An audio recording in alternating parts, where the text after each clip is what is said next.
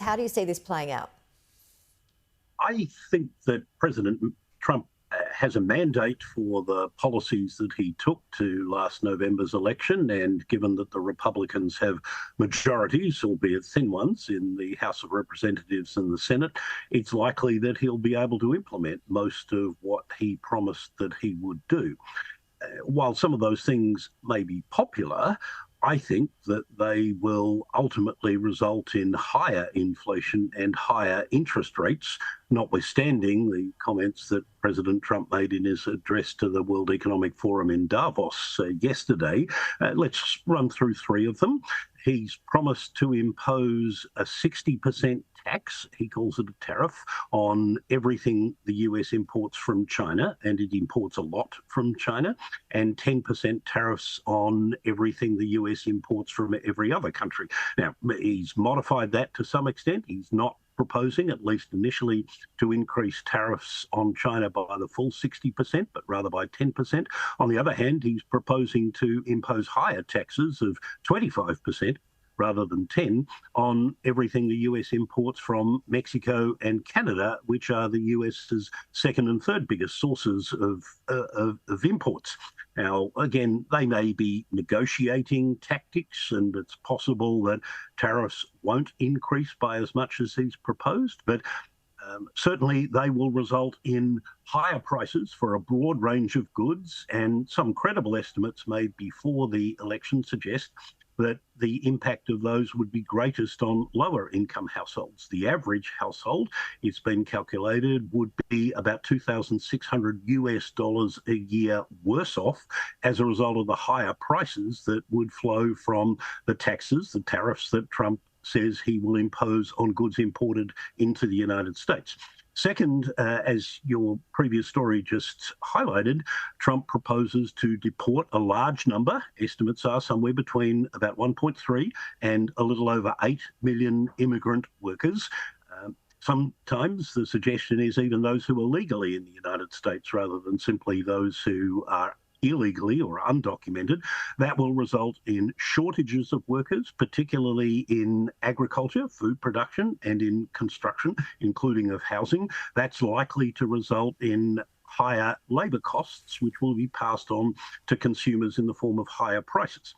Third, Trump has proposed fiscal policies, in particular cuts in personal and corporate income taxes, or at least extending the cuts in personal and corporate income taxes that he legislated in his first term that are due to expire in the middle of this year.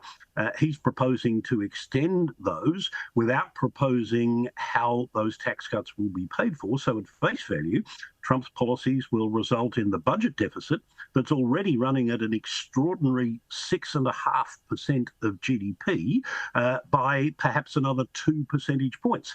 In an economy that's at full employment, which the US is, that will be inflationary as well. So at least three of President Trump's policies are going to add to inflation, and that would normally result in higher interest rates.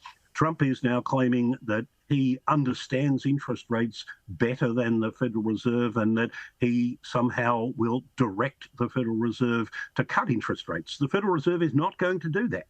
The Federal Reserve is an independent central bank, and if anything, if Trump seeks too hard to pressure in the Federal Reserve, it might increase interest rates by more than it otherwise would in order to demonstrate to financial markets and anyone else who's interested that the Federal Reserve is determined to maintain and safeguard its independence. What about, we've got to wrap it up shortly, but what about from an economic point of view? He says that he's pulling out of the Paris Accord, which will save $1 trillion. What are your thoughts on that from the economic side? Well, I'm not sure how it does save $1 trillion. Apart from anything else, as we've seen a couple of events in the last 6 months, the hurricane that hit North Carolina and the fires that devastated large parts of Los Angeles, the costs associated with the more frequent damaging weather events that are occurring that almost everyone accepts is the result of climate change, those costs will continue to escalate over the medium to longer term if the world doesn't move to reduce its carbon emissions. All And right. the Paris Agreement, for all its flaws, is one path to doing that. He isn't proposing another one. And just quickly, the impact on Australia, we have 4% of our exports to the US, I believe. How do you think that we perhaps might be impacted? Well, it's possible we won't be impacted at all if the Australian government is able to persuade the Trump administration, as Mr Turnbull and Scott Morrison were while they were prime ministers, that Australia is one of the few countries that the US runs a trade surplus with. So in the way that Trump looks at these things, we could argue that we are not, quote, cheating, unquote, when it comes to trade. In fact, the truth is that it's the Americans who are imposing discriminatory trade policies against Australia. But if we are subject to tariffs, the industries that would be hardest hit would be beef and other meat. And more than a quarter of our exports of those products go to the United States. And although we don't export a lot of pharmaceuticals and aircraft parts, medical and measuring instruments, about half of what we do export under those headings go to the United States, so they could be adversely affected.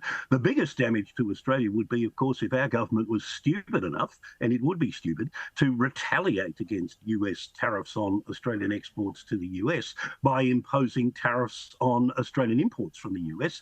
We import about 11% of what we bring into the country from the United States, and that includes a significant range of equipment used, for example, by farmers, tractors, combine harvesters and the like, quite a lot of other machinery, aircraft, pharmaceuticals. Again, we import a lot from the United States. If we were stupid enough to imitate the damage that America is proposing to do to its own consumers by doing the same thing to our own consumers, then the result would be higher prices and probably higher interest rates in Australia. And the burden of that would be disproportionately borne by people with illnesses that require ongoing medical treatment, farmers, manufacturers, and people who travel by plane.